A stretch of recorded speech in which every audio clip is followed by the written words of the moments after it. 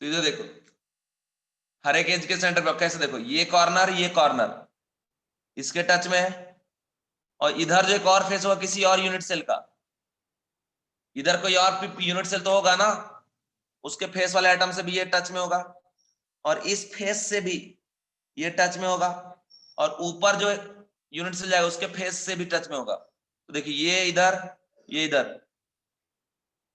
क्या बना है यहाँ पे, ऑक्टाहेड्रल बॉन्ड, बट एक एज 4 यूनिट सेल में कॉमन होता है, इसलिए ये कंट्रीब्यूशन कितने का देगा, 1/4 का। तो बच्चों हर एक एज में एक ऑक्टाहेड्रल बॉन्ड होता है, बट वो कंट्रीब्यूशन पर यूनिट सेल 1/4 का, तो 1/4 इंटू 12, और प्लस क्या करते हैं 1, ऐसे आ गया 3 और प्लस 1, ये कितना आ गया बच्चों 4। ओके, 3 + 1 क्या हो गया 4। तो ये है हमारे पास टोटल नंबर ऑफ क्या, ऑक्टाहेड्रल वॉइड। तो ऑक्टाहेड्रल वॉइड का लोकेशन कहां पे हो गया, बॉडी के सेंटर पे और एज के सेंटर पे। दूसरी बात, टेट्राहेड्रल का लोकेशन कहां पे हो गया, हर एक बॉडी के डायगोनल पे। ठीक है, कितने टेट्राहेड्रल वॉइड 8, कितने ऑक्टाहेड्रल वॉइड 4। ठीक है, तो ये बात मैंने आपको बता दिया। उम्मीद करता हूं कि उम्मीद है कि आपने पूरी बात समझा। और अब मैं आपको दिखाऊंगा बच्चों, डायग्राम दिखाऊंगा ऑक्टा और टेट्रा का। ठीक है, समझ गए प्यारे बच्चों, जरा देखने के लिए तैयार रहो diagram.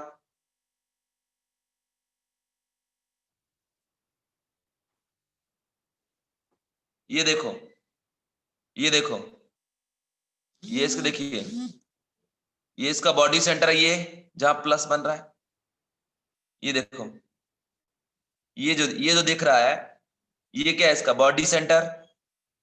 Okay, this is body centre, so this point is what, octahedral bond.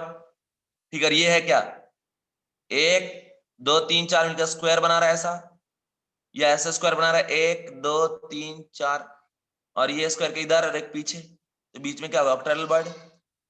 और दूसरा इधर देखो, ये देखो, ठीक है, ये एज है। ठीक,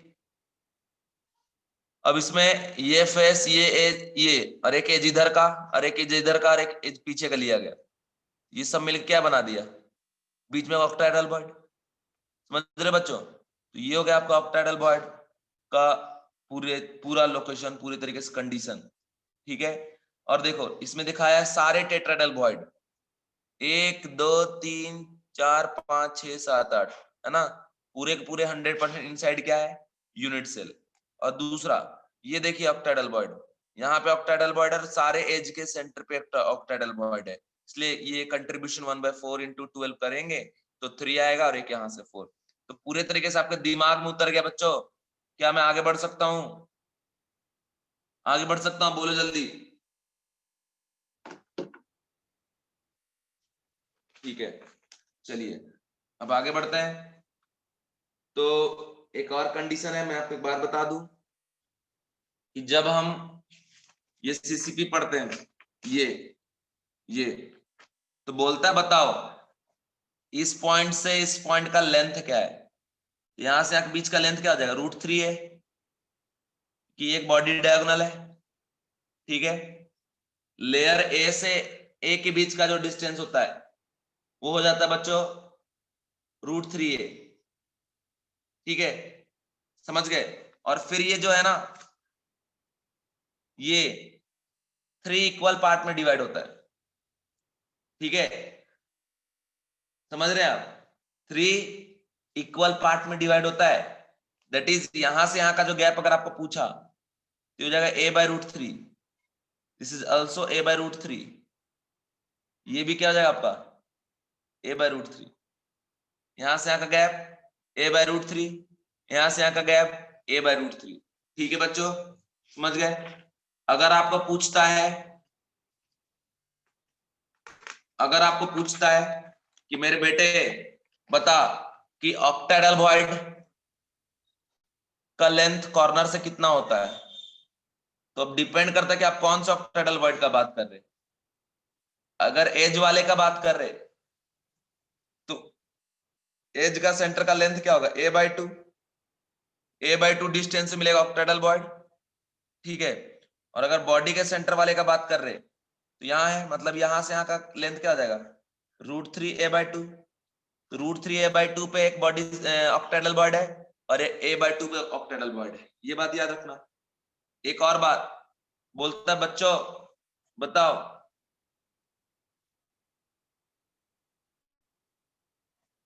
टेट्राहेड्रल बॉइड के बीच का और कॉर्नर के बीच का लेंथ क्या है। तो देखिए आपको मैं बता दूं, हर एक बॉडी डायगोनल में दो टेट्राहेड्रल बॉइड एग्जिस्ट करता है, दिस इज टीबी, टीबी। देखो मैं बता दूं, ऑब्जर्व है और ये डाटा याद रखना, ऐसे नहीं बता रहा हूं, ठीक है। यहां से यहां का जो लेंथ है दिस इज √3a, ओके। और ये मिड पॉइंट अगर कटेगा तो √3a/2। और मैं आपको बता रहा हूं बच्चों, याद रखना कि जब इसको दो हाफ में डिवाइड कर देते हैं और फिर इस हाफ का जो मिड पॉइंट हम लेते हैं ना, वो मिड पॉइंट का यहां से यहां का डिस्टेंस होता है, ठीक है। मिड पॉइंट, इन दोनों के बीच का मिड पॉइंट, और इन दोनों के बीच का मिड पॉइंट का लेंथ अगर निकालें कितना हो जाएगा, √3a/4। मतलब बच्चों कॉर्नर से √3a/4 डिस्टेंस पे प्रेजेंट होता है टेट्राहेड्रल बॉइड। मतलब यहां से यहां का लेंथ क्या है, √3a/4, याद रखना।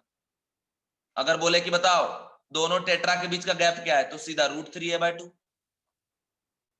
क्योंकि √3a/2 फिर √3a/4, √3a/4 कितना हो जाएगा, √3, ठीक है। तो ये कंडीशन भी मैंने आपको बताने का काम किया है, इसको भी आप याद रखिएगा।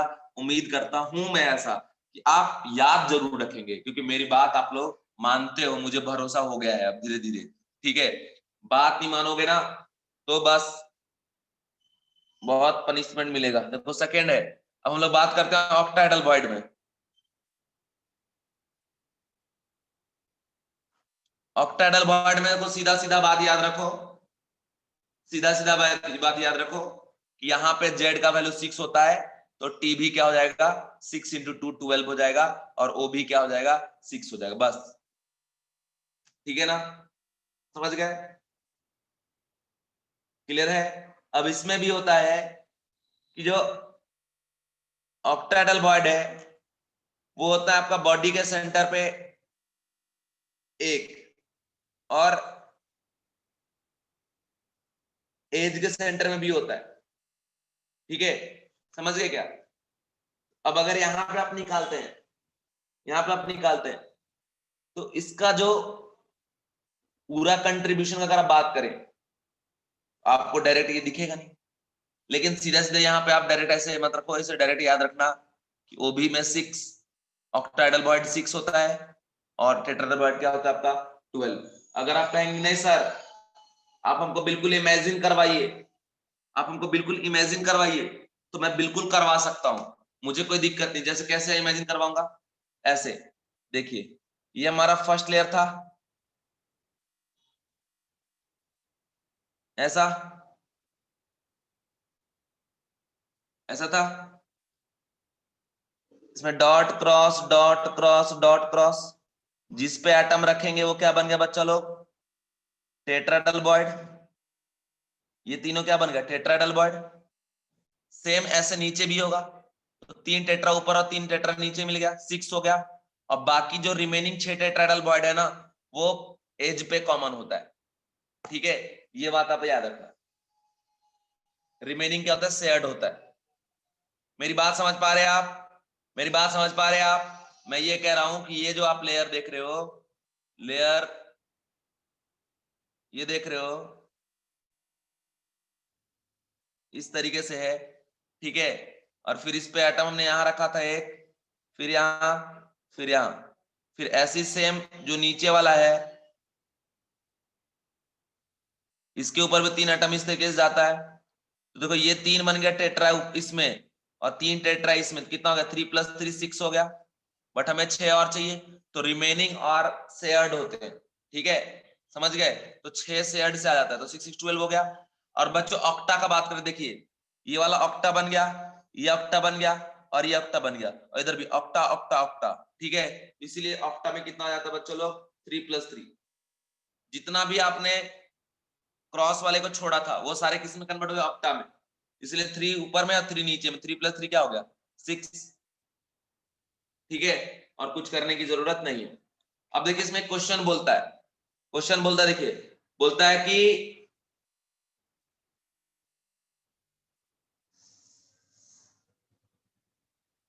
ABC arranged in CCP, A present 50% of octahedral void, B present 25% of tetrahedral void and C on CCP। चलिए इसको सॉल्व करिए तो जरा फॉर्मूला निकालिए तो जरा इसका।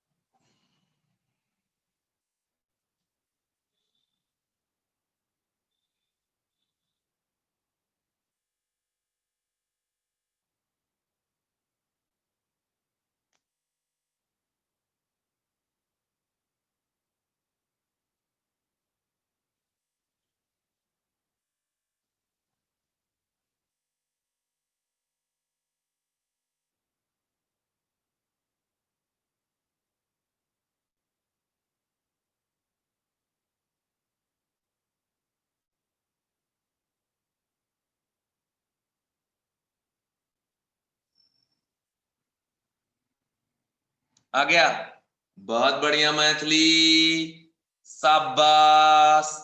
ठीक है, देखो सीसीपी में ऑक्टाहेड्रल वॉइड का नंबर कितना होता है 4, टेट्राहेड्रल वॉइड कितना होता है 8, इसका 50% क्या हो गया 2 हो गया, और इसका 25% भी क्या हो गया 2 हो गया। मतलब ए का नंबर कितना है 2, बी भी 2, और सी अरेंज्ड इन सीसीपी तो 1/2 इंटू 6 और प्लस 1/8 इंटू 8 आ गया 4। फॉर्मूला लगा दो, A2B2C4 2 हो गया कॉमन, आ गया आंसर ABC2, ABC2। ऐसे हम लोग निकालते, अरे यार रिकॉर्डिंग हो रहा है ना, ठीक है ABC2। ठीक है, तो आंसर क्या आ गया ABC2। तो इस तरीके से, और एक बात मेरी बात तो जरा ध्यान से सुनिए, बात यह है कि जब भी हम लोग फॉर्मूला निकालते हैं तो जो कॉमन होता है ना उसको बाहर निकाल के फेंक देते हैं, और जो नेट बाहर निकलता है उसी को जेड बोलते हैं, इफेक्टिव जेड।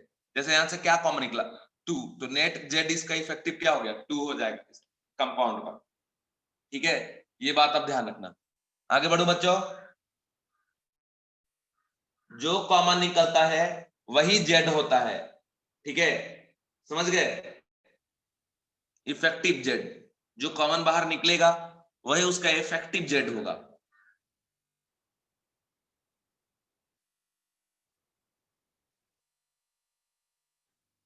ठीक है, चलिए अब आगे बढ़ते हैं। लास्ट इंपॉर्टेंट टॉपिक और कंसेप्चुअल, नाम है रेडियस रेशियो।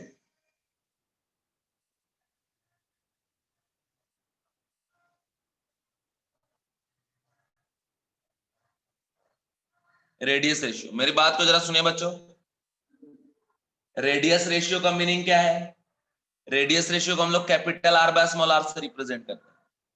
ठीक है, ये आर क्या है, radius of touching sphere, this R is what, radius of void generated by touching sphere.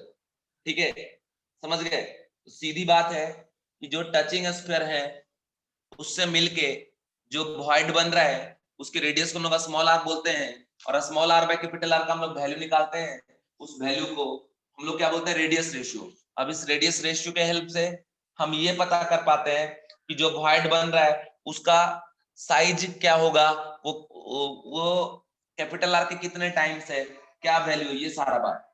ठीक है, समझ गए। लेकिन इसका यूज हम लोग कहां करेंगे, इसका यूज हम लोग करेंगे आयोनिक स्ट्रक्चर फाइंड आउट करने में। ठीक है, कोई भी एक कंपाउंड दिया रहेगा, आयनिक कंपाउंड, और उसमें स्ट्रक्चर निकालना होगा, हम लोग रेडियस रेशियो का यूज करते हैं बच्चों, ठीक है। और ionic compound is made up of what, cation and anion, two different type का आयन, कैटायन और क्या आपका एनायन। एंड नॉर्मली क्या होता है कि radius of cation is less than what, radius of anion, normally, generally. कुछ एक आध केस ऐसे भी आ जाएंगे जो जिसमें कुछ एक आध केस ऐसे भी आ जाएंगे जिसमें रेडियस जो है कैटायन का बड़ा होगा comparable to anion, but generally, word में यूज कर रहा हूं जनरली एनायन का साइज बड़ा होगा कंपेरेबल टू कैटायन। तो बच्चों अब सीधा बात, हम ऐसा मानते हैं कि जिसका साइज बड़ा होगा वो जाएगा लैटिस साइट पे, और जिसका साइड छोटा होगा वो जाएगा वॉइड पे, ठीक है। जैसे हमने आपको बताया था ना कि वॉइड का रेडियस क्यों निकालते हैं, ताकि वॉइड में हम उसी साइज का एटम आयन ला के भर सके, जब भरेंगे तो उसकी इफिशियंसी क्या होगी, सॉलिड की बढ़ जाएगी। तो बस उसी के बेसिस पे बोल रहा हूं कि जिसका साइज बड़ा होगा वो जाएगा लैटिस साइट पे, मतलब जो उसका लोकेशन है लैटिस पॉइंट का उस लोकेशन पे, और जो छोटा साइज का है वो कहां पे जाएगा बच्चों, वॉइड पे जाएगा। अब ये किस टाइप के वॉइड पे जाएगा, ये डिसाइड होता है रेडियस रेशियो से, क्योंकि मैंने आपको ऑलरेडी रेडियस रेशियो पढ़ा रखा है। Okay, understand. तो ये कंडीशन है, समझ गए। तो जनरली एनाइन कहां पे जाएगा, एनाइन कहां पे जाएगा बच्चों, जैसे सीसीपी का अगर बात करूं तो एनाइन कहां पे जाएगा, कॉर्नर पे जाएगा और फेस के सेंटर पे जाएगा, मतलब 100% filled by what, A9, location corner plus face centre. But जो उसका रिमेनिंग है वॉइड, कौन कौन सा, टेट्रा और ऑक्टाहेड्रल वॉइड होना एग्जिस्ट करता है, तो टेट्राहेड्रल वॉइड और ऑक्टाहेड्रल पे वॉइड पे कौन जा सकता है, कैटायन। बट एग्जैक्ट हमको पता करना है कि भैया ये किस में जाएगा, टेट्रा में जाएगा ये कि ऑक्टा में जाएगा, तो टेट्रा में जाएगा कि ऑक्टा में जाएगा, ये निकालने के लिए हमको चाहिए रेडियस रेशियो। रेडियस रेशियो से हम ये पता करेंगे कि किस टाइप के वॉइड के लिए बना हुआ है, टेट्रा वाले रेंज पे है या ऑक्टा वाले रेंज पे, ठीक है। अगर डिसाइड होगा कि नहीं टेट्रा पे, तब कहां होगा लोकेशन, हर एक बॉडी डायगोनल पे जाएगा, जो पॉइंट जहां पे एग्जिस्ट करता है टेट्रा वाला। अगर डिसाइड हुआ कि नहीं ऑक्टा पे, तो कहां जाएगा, तो कॉर्नर पे जाएगा, कॉर्नर सॉरी हर एक एज के सेंटर पे जाएगा और बॉडी के सेंटर। ठीक है मेरे प्यारे बच्चों, माय डियर स्टूडेंट, जो बातें मैंने समझाने की कोशिश की है क्या आपको समझ में आया, मतलब नॉर्मली लिखते थे small R by capital R, but आप इसको रिप्लेस कर देंगे R plus by R minus, but this is generally not valid in 100% case. ये ऐसा इसलिए लिख रहे क्योंकि कैटायन छोटा होता है एनायन से, बट जहां जहां एनायन छोटा होगा कैटायन से, तो एनायन ऊपर जाएगा, कैटायन नीचे आएगा, ठीक है ना। इसी को हम लोग क्या बोलेंगे, रेडियस रेशियो, मतलब सीधी बात, ratio of radius of cation to radius of anion is known as radius ratio. It help to determination of ionic compound as well as coordination number of cation and anion. जैसे आप देखिए, अगर cation जा रहा है tetrahedral void में, उसका coordination number क्या जाएगा, 4। अगर कैटायन जा रहा है ऑक्टाहेड्रल वॉइड में, तो कोऑर्डिनेशन नंबर क्या जाएगा बच्चा लोग, 6। अरे यार एक बात बताओ, टेट्राहेड्रल वॉइड कितने से बनता है, 4 से बनता है ना, तो जो उस वॉइड में जाएगा वो 4 को टच करेगा, उसका कोऑर्डिनेशन नंबर क्या जाएगा, 4। और जो ऑक्टाहेड्रल वॉइड में जाएगा, तो ऑक्टाहेड्रल वॉइड कितने से बनता है, 6 से बनता है, तो उसका कोऑर्डिनेशन नंबर क्या हो जाएगा, 6 हो जाएगा। समझ रहे हो, तो ये कंडीशन आप याद रखिएगा कि R C by R A, R plus by R minus is equal to capital R by minus capital R by small R. ठीक है बच्चों, अब यहाँ पे हम लोग एक टेबल बनाएंगे रेडियस रेशियो का, इससे प्रॉब्लम जेई में, नीट में, बोर्ड में, सभी में आ चुका है, ठीक है ना। तो अब मेरी बात को जरा सुने, रेडियस रेशियो याद रखना, ये रेडियस रेशियो है, ये टाइप ऑफ वॉइड है, ठीक है, टाइप ऑफ वॉइड, और इधर है बच्चों इसका कोऑर्डिनेशन नंबर, ठीक है, और स्ट्रक्चर बोलो या एग्जांपल बोलो, ठीक है। रेडियस रेशियो, अगर radius ratio less than capital R by small R का वैल्यू अगर लेस देन है 0.155, सुन लो, ये हो जाएगा लीनियर वॉइड, लीनियर वॉइड, ठीक है। और ये बहुत ज्यादा अनस्टेबल होता है, बेकार होता है, घटिया होता है, अनस्टेबल, कोऑर्डिनेशन नंबर कुछ भी नहीं होता, और कोई इसका एग्जांपल आपको याद नहीं रखना है, ठीक है। दूसरा है कि अगर radius ratio greater than equal to 0.155 है, ठीक है, और लेस देन 0.225, ठीक है। एक बात आपको अब पता है कि एग्जैक्ट 0.225 पे क्या एग्जिस्ट करता है, टेट्राहेड्रल वॉइड। इसके पहले मतलब 0.155 के बाद और 0.225 के पहले तक ये कैसा बना रहेगा, ट्रायंगुलर वॉइड, ट्रायंगुलर वॉइड। और जो भी ट्रायंगुलर वॉइड में जाएगा उसका कोऑर्डिनेशन नंबर क्या हो जाएगा, 3। मेरी बात आप समझ पाए, ये एक रेंज हम डिसाइड कर रहे हैं, ठीक है। रेंज जैसे फंक्शन में रेंज आप पढ़ते हो ना, बस वैसे ही कि रेडियस रेशियो इस रेंज में बिलोंग अगर करता है तो दिस इज ट्रायंगुलर वॉइड। क्योंकि 0.225 के लेस तक, जैसे आप 0.225 तक जाएंगे ना तो बाउंड्री लाइन स्टार्ट हो जाता है फिर किसका, टेट्राहेड्रल वॉइड का। तो याद रखना कि 0.225 से बड़ा और इक्वल एंड लेस देन 0.414, 0.414 ये हो जाता है बच्चों टेट्राहेड्रल,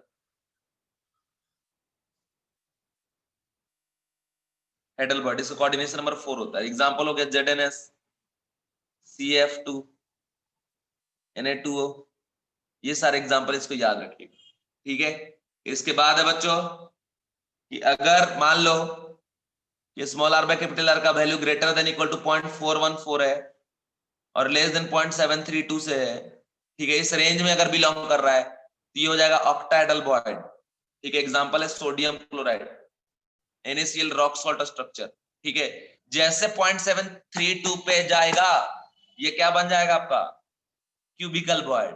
याद रखना ग्रेटर देन इक्वल टू 0.732, ठीक है, R by R and less than 1, ये हो गया आपका क्यूबिकल, क्यूबिकल वॉइड। और ये इसका एग्जांपल होता है CSCl, क्यूबिकल वॉइड में कोऑर्डिनेशन नंबर 8 होता है और इसमें कोऑर्डिनेशन नंबर 6 होता है। तो क्या आपको ये समझ में आया, ये रेंज मैंने कैसे लिखा, क्या समझ में आया आपको, गिव मी आंसर प्लीज। ये मैंने जो रेंज लिखा है, रेंज, रेंज जो मैंने लिखा है बच्चों, क्या ये रेंज आपको समझ में आ गया, आंसर दीजिए, लेट नहीं करिए, बहुत कुछ बढ़ाना एकदम।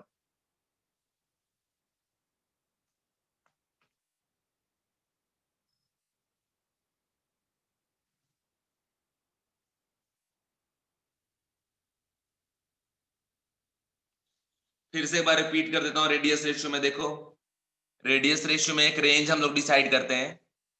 जैसे आपको पता है कि 0.155 आया था ट्रायंगुलर का, लेकिन इसके नीचे हो जाएगा आपका कौन सा, लीनियर वॉइड। 0.155 को जैसे टच करेगा या उससे अधिक लेकिन लेस देन 0.225 तक तो ये हो जाएगा ट्रायंगुलर वॉइड। 0.225 अगर आ गया R बाय R का वैल्यू और 0.414 से कम तो ये हो गया टेट्राहेड्रल वॉइड। और अगर 0.414 से ज्यादा या इक्वल और लेस देन 0.732 तो ये हो गया आपका कैसा, ऑक्टाहेड्रल वॉइड, ठीक है। और ये कैसा हो गया बच्चों आपका क्यूबिकल वॉइड। बच्चों ये समझ में आ गया बच्चों आप लोगों को, यार प्लीज बोलो यार एक बार, सारे बच्चे बोलो यार, सारे नहीं बोले तो मजा नहीं आता यार।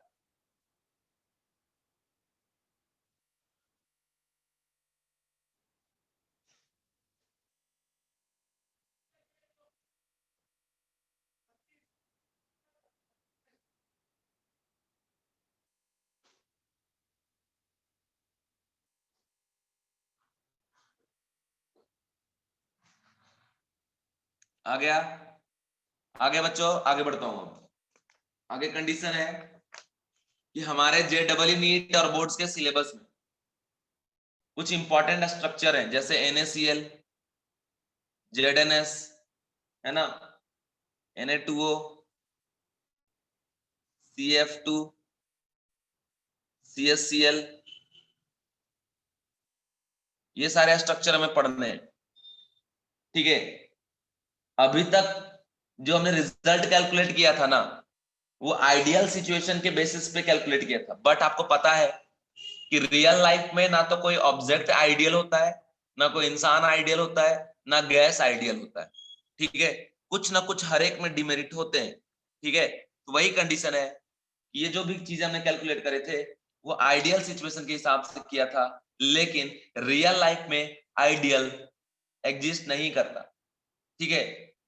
इसके अलावा अगर मुझे रेडियस ऑफ कैटायन और एनायन पता है तो हम उसका रेशियो निकाल के, ठीक है, ये पता कर पाएंगे कि कौन किस वॉइड में जा रहा है, समझ रहे हो, कौन किस वॉइड में जा रहा है। अगर कैटायन बड़ा है और एनायन छोटा है तब कैटायन को भेजेंगे मेन साइट पे और एनायन को भेजेंगे वॉइड पे। अगर एनायन बड़ा है तो एनायन जाएगा मेन साइट पे और वॉइड पे जाएगा कैटायन। बट जनरली क्या होता है ना, एनायन बड़ा होता है, ठीक है। समझ, जैसे क्वेश्चन है, मान लो कि radius of two ion, radius of A plus and radius of B minus, एक इसका दिया 88 पिकोमीटर और इसका दिया बच्चों 200 पिकोमीटर, ठीक है, respectively. Determine type of structure form by A B as well as coordination number of A plus ion, ऐसा अगर बोल रहा है तो सबसे पहली बात देखिए, ये दोनों में छोटा कौन सा है, कैटायन, इसलिए कैटायन कहां पे जाएगा, वॉइड पे। ये कहां पे जाएगा, मेन पॉइंट पे, ठीक है, समझ रहे हो, ये जाएगा मेन पॉइंट पर, ये कहां पे जाएगा, वॉइड पे जाएगा, ठीक है। एक जा रहा है वॉइड पे, एक जा रहा है मेन पॉइंट पे। तो मेरी बात जो है, इस बात को ध्यान में रखिए, टेंशन मत लीजिए, सीधा सीधा करिए। अब जैसे अगर आप निकालते हैं radius ratio R A plus by R B minus, ठीक है, तो यहाँ पे क्या 88 बाय 200 कर दीजिए, कितना आ जाएगा ये 0.44। तो आप देखिए 0.414 से क्या है, बड़ा है। अब 0.732 से क्या है, छोटा है। किस वॉइड का रेंज आ गया, ये आ गया आपका ऑक्टाहेड्रल वॉइड का रेंज, ठीक है। मतलब जो कैटायन है, कैटायन वो कहां पे जाएगा, ऑक्टाहेड्रल वॉइड में, और ऑक्टाहेड्रल वॉइड में जाएगा तो कोऑर्डिनेशन नंबर क्या हो जाएगा, 6, ठीक है। तो इस तरीके से आपको प्रॉब्लम सॉल्व करना पड़ेगा, ठीक है, समझ गए, समझ में आया बच्चों, बच्चों समझ में आया कि नहीं आया, जवाब दो बच्चों।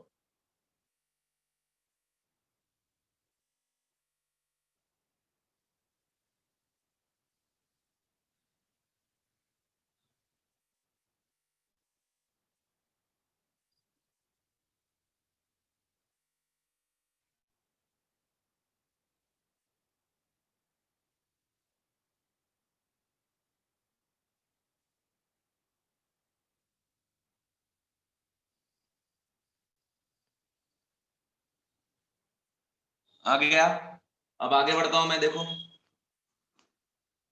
1 मिनट बच्चों, मैं क्लास यहीं पे ओवर करता हूँ आज यार, है ना, क्योंकि मेरी क्लास है इसके बाद 5 मिनट बाद, तो मुझे वरना फिर दिक्कत हो जाएगी, क्योंकि आज मैंने थोड़ा लेट स्टार्ट किया था ना आपकी क्लास, ठीक है। तो मैं मीटिंग ओवर कर दूं यहीं पे, कल पढ़ा दूंगा इसके आगे, है ना। अभी देखो कुछ सब हो गया पढ़ा के, अब मेनली है कि हम लोग को पढ़ना है स्ट्रक्चर के बारे में, ठीक है, और वॉइड वगैरह के बारे में पढ़ना है, यही सब चीजें हैं और कुछ भी नहीं, ठीक है। Bye, bye everybody.